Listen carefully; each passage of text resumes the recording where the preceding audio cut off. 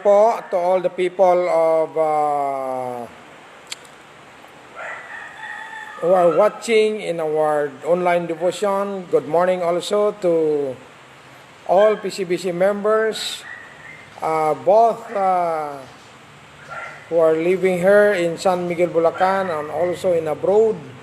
This morning we need to continue to thank the Lord because He watching us in our sleeping whole night.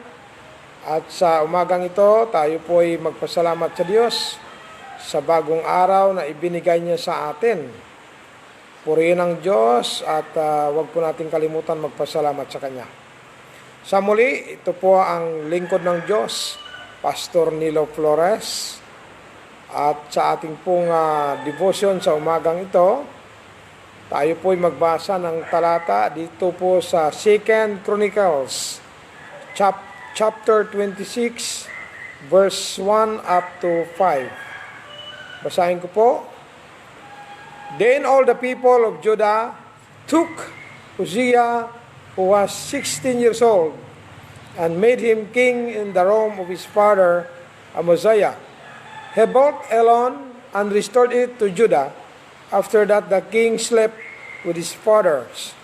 16 years old was Uzziah when he began to reign, and he reigned 52 years in Jerusalem. His mother's name also was Jecoliah of Jerusalem. And he did that which was right in the sight of the Lord, according to all that his father Amaziah did. Verse 5, and he sought God in the days of Zechariah, who had understanding in the visions of God, and as long as he sought the Lord, God made him to prosper. Tayo po manalangin. O mapagpalang Diyos, maraming salamat po sa umagang ito. Kami po'y nagpupuri at nagpapasalamat sa inyong kadakilaan, kabutihan, katapatan. Maraming salamat po, O God. Pagpalain niyo po ang buong araw na ito. Salamat din po sa pagbantay niyo po sa aming pagtulog. At sa araw na ito, patuloy niyo po kaming ingatan at ilayo sa kapahamakan. Puspusan niyo po kami ng presensya ng banal na Espiritu Santo. Bigyan niyo po kami ng karunungan at kaalaman. Pagpalain niyo rin po ang lahat po ng mga sumusubaybay sa online devotion. Dalangin ko po sa lahat ng members ng PCBC, ingatan niyo po sila, huwag niyo po silang pababayaan. Patnubayan niyo po kami sa umagang ito. Maraming salamat po, Banal na Espiritu, patnubayan niyo po kami at gabayan sa aming online devotion. Dalangin ko po ang kaligtasan ng mga sumusubaybay, ng mga nanonood sa programang ito. Ito po ang aking dalangin sa matamis na pangalan po ni Jesus. Lahat magsabi ng Amen and Amen.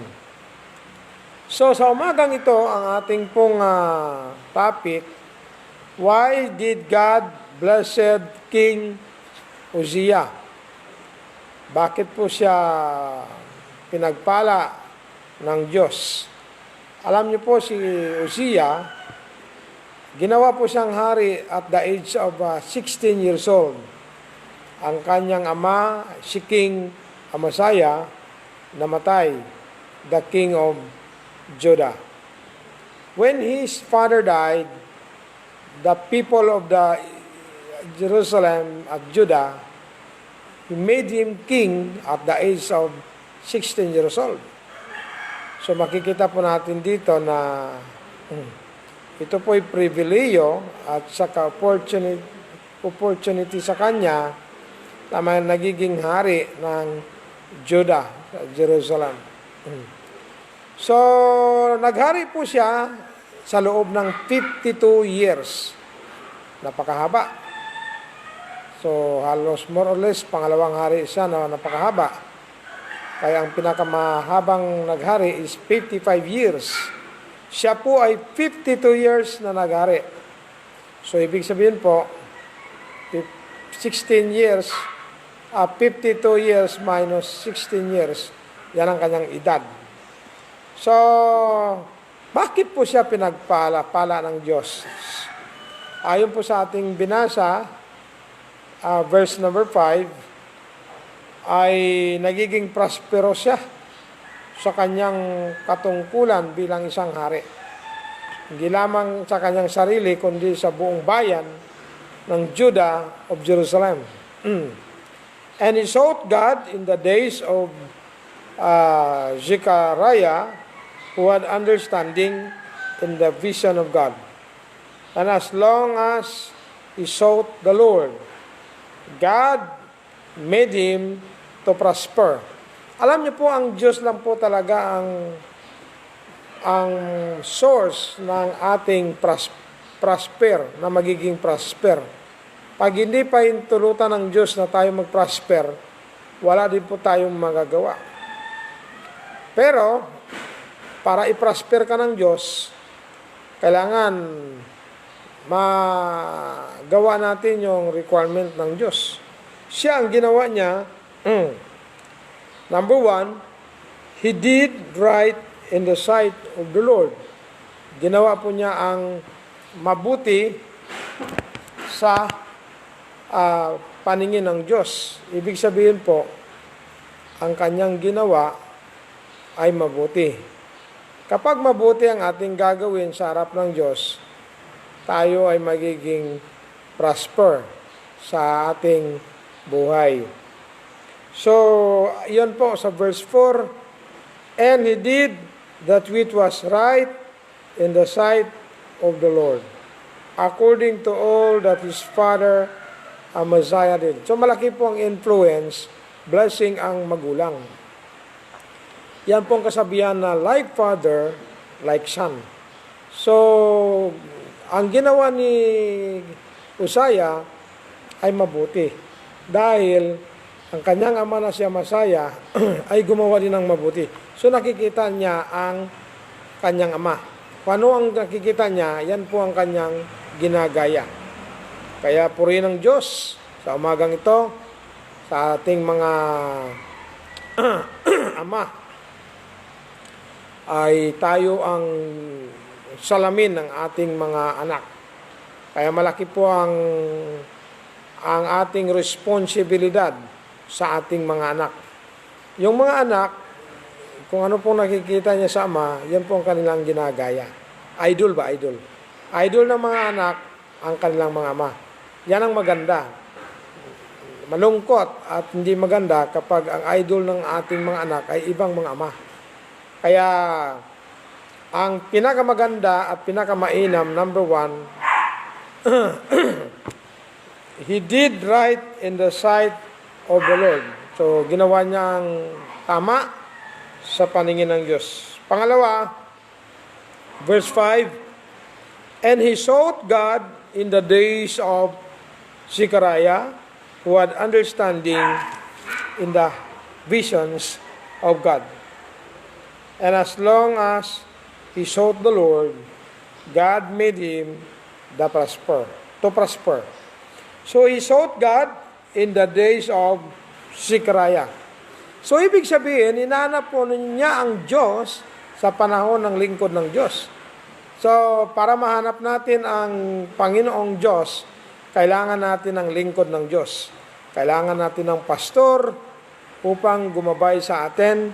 Ang Diyos ay naglagay ng pastor sa local church para mangaral, magpayo, magpray, at proteksyonan ang kawan ng Diyos.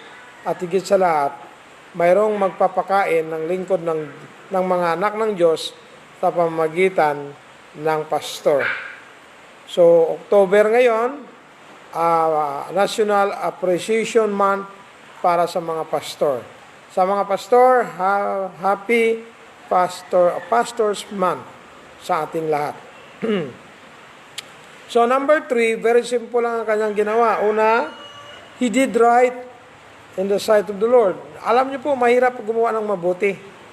Mas madali pang gumawa ng masama ngayon ang mga tao. Hindi mo ito magagawa kung wala kang Panginoon. Pangalawa, he sought God in the days of Zechariah. So, hinanap niya ang Diyos. Kasi po, naniwala siya, with the help of God, kaya po niyang gampanan ang kanyang gawain. Naririnig niya kung paano po tinalo ni David si Goliath. Si David ay maliit, si Goliath ay higante. Kaya sabi niya, I can do great things for God. So yan ang kanyang motto. No? Number 3, the last, he fought and faced the problem with the help of God. So, may problema siya. Ang kalaban niya, mga taga sa paligid, marami. Kalaban pa po ito ng mga ninuno niya. So, dapat niyang harapin ang problema. Ano ba problema? Ito, verse 6. And he went forth and warred against the Philistines. Ang kalaban niya dito, mga Philistines. And break down the wall of Gath. Ang kalaban niya, pangalawa, Gath. Dito po nanggaling ang mga lahi ng higante. Ang kalaban, mga malalaki, no? Mga Gath. Si Goliath, taga Gath. And the wall of Jabneh. And the wall of Jabneh, verse 6. And the wall of Asdod, and built cities about Asdod and among Philistines. Verse 7, tingnan nyo. And God helped him against the Philistines and against the Arabians that dwelt in Gor, Baal, and the Mehonims, and the Ammonites, gave gifts to Uzziah, and his name spread abroad, even to the entering end of Egypt, for he strengthened himself exceedingly. So mga kapatid, talagang si Uzziah, hinarap po niya ang kanyang problema. Ang kanyang problema ay mga kalaban, talagang aktual na gera, aktual na away. So, kung ating pong isipin, bata pa po siya, 16 years old pa lang, pero nakikipagbuno siya, nakikipaglaban. Hinarap niya, hindi po siya tumalikod sa kanyang problema. So, ayon po sa Biblia, God helped Uzziah. Tinulungan siya ng Diyos. Alam niyo po, pag hindi po tayo tutulungan ng Diyos, hindi po natin kaya ang ating mga problema. Only God can solve our problems. Kahit gaano man yan karami ang problema, kapag idulog mo sa Diyos, itatawag mo sa Diyos, hanapin mo ang Diyos, unahin mo ang Diyos, hindi Kanya pababayaan, hindi Kanya iiwan. Kaya ang problema natin nitong pandemic, we need to ask God to help us to face the problem. At saka lakasan natin ang ating loob. Hindi tayo pababayaan ng Diyos, hindi tayo iiwan ng Diyos. Pasalamat po tayo sa umagang ito, ang ating model sa ating Christian life ay si King Uzziah, ang kanyang ama ay si King Amaziah ng Judah of Jerusalem. Kaya, according to the Bible, King Uzziah, nagiging prosperous ang kanyang buhay, both bilang isang mamayan ng Judah of Jerusalem, and at the same time, as King of Jerusalem, of Israel. Kaya, number 3, he fought and faced the problem with the help of God. He acknowledged God on how to vote his enemy. So in all our problems, we need to come closer to God.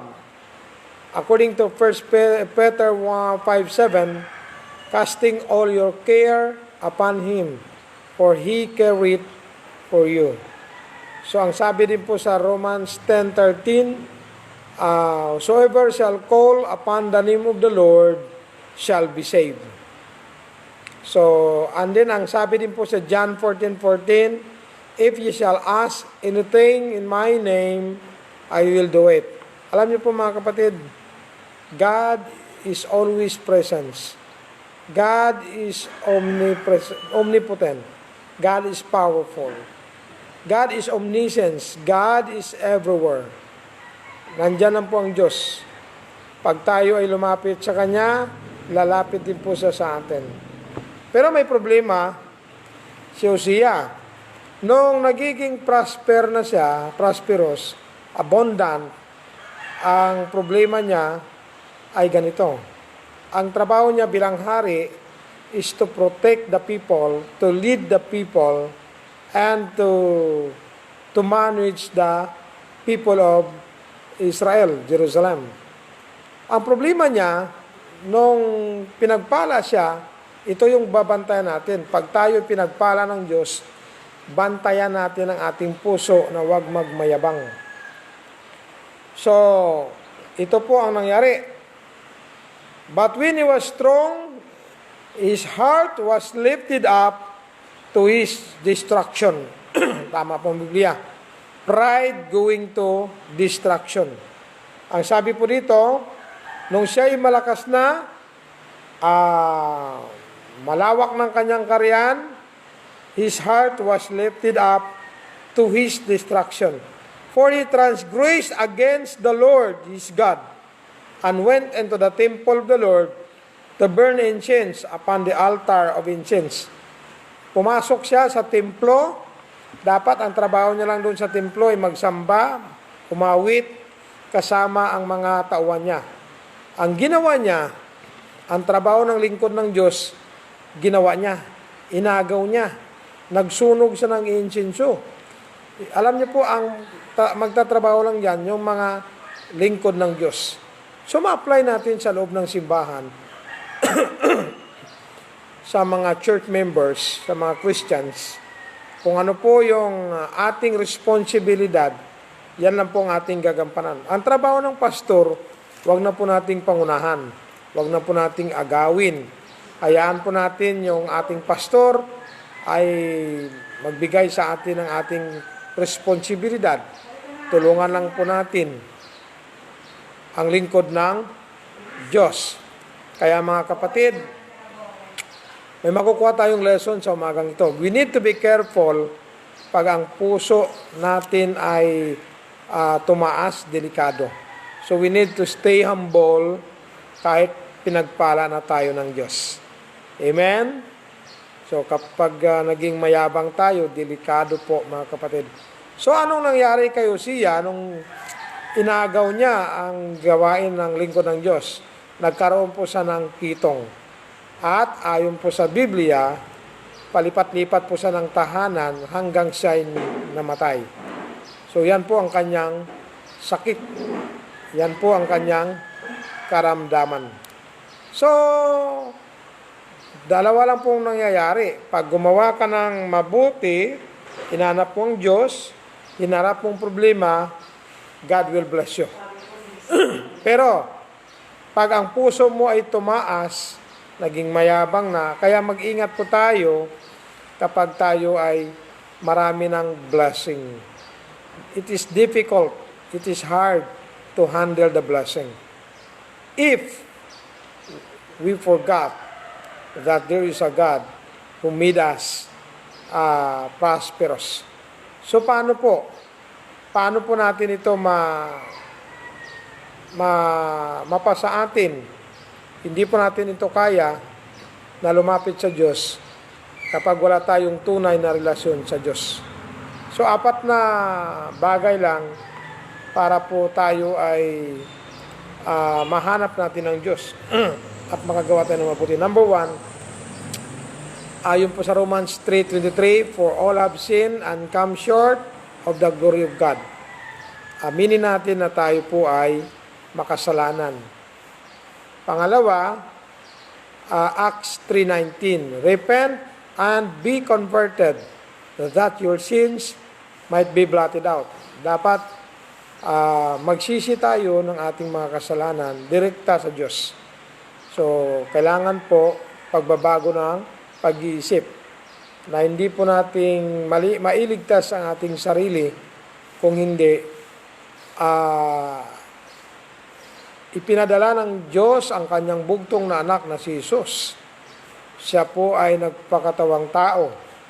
Siya po ay nagpabautismo at the age of between 29 to 30. And then, after 3 years and a half of His ministry, siya po ay pinako sa krus para po sa ating kaligtasan. Ang dugo ni Jesus na ibinuo sa cross, yan ang naglinis ng ating mga kasalanan. So, number 3, believe on the Lord Jesus Christ and thou shalt be saved.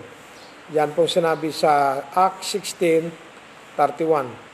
Believe on the Lord Jesus Christ and thou shalt be saved. So, si Jesucristo lamang po ang tagapagligtas, hindi po ang reliyon. Walang reliyon pong makapagliligtas sa atin. Sabi po sa John 3:16, for God so loved the world that He gave His only begotten Son, that whosoever believeth in Him should not perish, but have everlasting life. John 14:6, I am the way, the truth, and the life. No man cometh unto the Father. So we need to believe Jesus in our heart. And the last, number 4, John 1:12, but as many as receive Him, to them give He power to become the sons of God, even to them that believe on His name. So number 4, we need to accept Jesus in our heart. Para din po magkaroon ng tunay na relasyon, ang isang lalaki at isang babae, kailangang tanggapin ng babae ang panliligaw ni lalaki. Amen? The same also with our relationship with God. Kailangan tanggapin natin si Jesus sa ating puso na ating Panginoon at tagapagligtas. So, sa mga nais po magkaroon ng tunay na relasyon sa Panginoon, tayo po ay manalangin, sumunod po kayo sa akin, ariin po ninyo na itong panalangin na ito ay pagtanggap ninyo sa Panginoon. So, sumunod po kayo sa panalangin at saka ipikit natin ang ating mga mata, iyuko natin ang ating mga ulo. Panginoong Diyos, maraming salamat po na sa umagang ito o na sa oras na ito na aking pong napakinggan ang iyong salita. Inaamin ko po na ako po isang makasalanan. Patawarin niyo po ako, O Diyos, sa aking lahat-lahat ng mga kasalanan. Ako po ay sumampalataya kay Jesucristo na aking Panginoon at tagapagligtas. Panginoong Hesus, binubuksan ko po ang aking puso. Tinatanggap ko po kayo na aking Panginoon at tagapagligtas. Mula ngayon, ibinabalik ko na po sa inyo ang aking hiram na buhay. At ako po'y nanalangin na maglilingkod sa inyo habang ako ay nabubuhay. Ito po ang aking dalangin sa matamis na pangalan po ni Jesus. Amen. Congratulations po sa mga sumunod sa panalangin. At saka binabati ko po pala si Ma'am Melanie Inciso Lutino. Ma'am, good morning. Thank you for watching. si Jack Harrington. Thank you for watching. Shine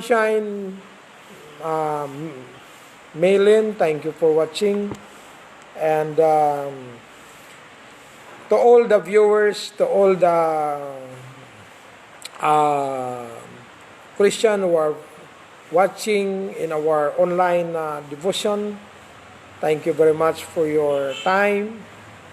And if you have prayer requests, you can write in our comment below of our video. To all PCBC members of San Miguel, Bulacan, Central Luzon, thank you for your prayers and support. And also to our members at abroad, Sister Joy Albao, thank you. May God bless you there. PCBC is praying for you, and your pastor and Flores family is always praying for you. Sister Rochelle Flores del Rosario Covington at Massachusetts, USA, thank you for your financial support. This coming Friday, the money will be available. Thank you for the sending of the money. And also, I'm praying to Pastor Romeo Flores Dijos at Canada. Please continue to serve God and continue to pray for us to support our ministry here in the Philippines. And also, I'm praying to Pastor Jonathan Flores Balasoto at Santo Niño South, Cotabato, Mindanao. Please continue to serve the Lord. Continue to preach the Word of God. Continue to be faithful in our prayer. We need to pray the people around the world. We need to pray for our country, Philippines, for the protection. We need to pray to all the frontliners. And of course, we need to pray for all the DepEd teachers, both DepEd and the students, both public school and private school. We need to pray for them. And also, please help to pray for me, for my family, and the ministry, not only the ministry, but also my responsibility at the same time as a teacher of senior high school at San Miguel National High School Senior. So we need to thank God for that. We have daily devotion every early morning and every before we are going to bed. So thank you so much. And this morning, we need to pray to God. Our most heavenly Father, thank you very much for having with us in a short period of time in our devotion, talking with the King of Kings and Lord of Lords. Thank you so much in the life of King Uzziah. Why did God bless King Uzziah? Because number one, Uzziah did what is right in the sight of God. Second one, he sought the Lord in the days of Jecoliah. Thank you, God, for the life of King Uzziah. Even he's a king, but he never forget to serve you. He asked favor from you. And third, he faced the problem. He fought against his enemy. He protect and defended the community within his kingdom. Father God, I'm praying to all the PCBC members. Please continue to help them. Bless them, O Lord. And also, I'm praying to all the Christians who are watching on this video online devotion. Please bless them, Lord, their family, their job, and their businesses. Also, I'm praying to all our members at abroad, Sister Joy Albao, Rochelle Flores Covington, Japet de Rosario at Taiwan, Singapore. Pastor Romeo Flores Di Dios at Canada. And also Pastor Jonathan Balasuto at Mindanao. To all my brothers, sisters, to all my nephews and nieces, please help them, Lord, and also my family. We are praying for our country, for our president, for all the government officials, down from the national down to the local.